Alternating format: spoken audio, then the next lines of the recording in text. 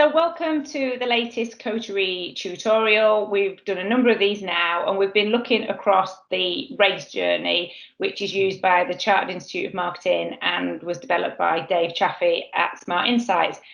We've done a couple where we're looking at reach, and today we're going to start to focus on apps. So after customers clicked on a LinkedIn post or an ad, and what's next? How do you want to engage them? So I'm really delighted that Nick Smith, who's a long-standing member of the Coterie team, is joining me today, and we're going to talk about virtual events. So, Nick, what are virtual events? So, virtual events is really a catch-all term for lots of different types of events.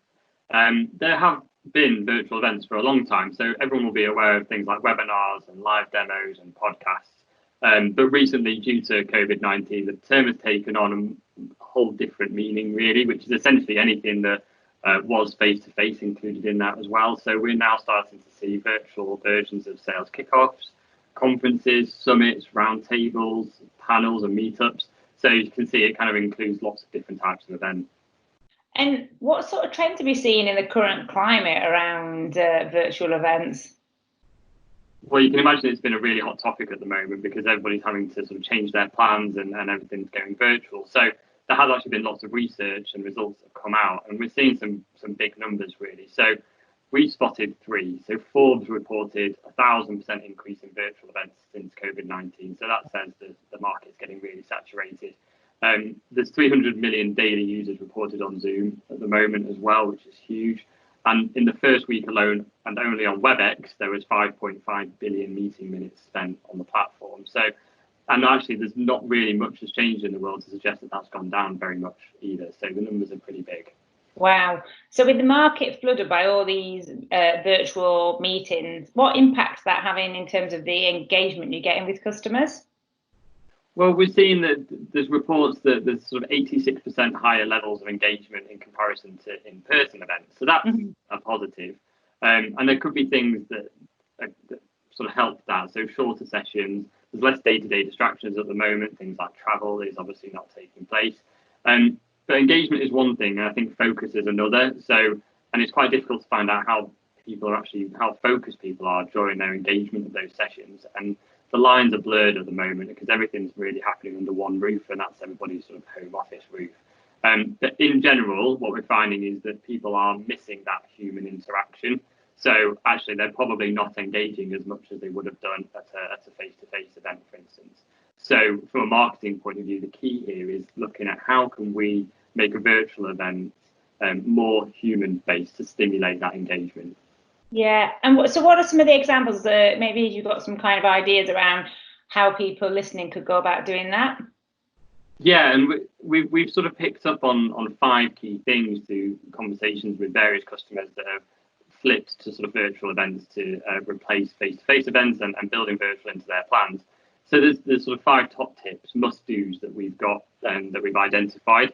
The first one probably won't be any surprise, but it's to really stay laser focused on what your event is all about, and make the event short, which kind of helps with focusing as well. But you can still extend the life cycle of that event. So things like speaker videos before an event or surveys after an event all help sort of prolong it, but keep that main event really short. Yeah. The second thing is really just because you might have a larger brand or a bigger brand in the marketplace doesn't necessarily mean that you have to put a higher production budget behind that virtual event.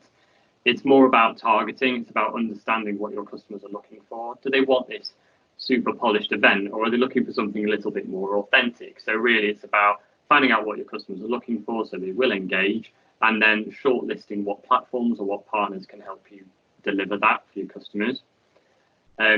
The third really is around encouraging attendees to do something, not just watch, and this will help with that kind of interaction piece. It's not always possible, but we've seen people sort of sending out delegate packs or gifts pre-event. We went on an awards ceremony, which was virtual last week, and we got a delegate pack given before that, so that was good. That certainly helped with our engagement. We like our gin and tonic. We definitely did. And things like feedback post-event as well will help people engage, focus, so they can actually give that feedback after the event. The fourth top tip is around making sure if you're going to be doing a priced or a costed version of a virtual event for your customers that have to pay to come to it. Make sure that that pricing structure reflects what people want and the number of people that you need to get on there as well. There are loads of different models that you can adopt on this, so from a freemium model to a really exclusive and pricey. But it goes back to point number 2, what is it that your customers are looking for? And last but not least, something that's close to our heart in the technology world is optimizing the use of technology. And it goes far beyond the platform that you're going to do your virtual event on. Can you include more technology into that as well for people to engage? So things like closed LinkedIn discussion groups for attendees, CRM integration for things like personalized comms, live translations for international events, so on and so forth. There's lots of things that we can add to create that ecosystem of technology to support. That's brilliant, Nick. Thanks ever so much for that. Nice, super short as well. Brilliant. Thanks a lot. Thank you. Bye. Bye.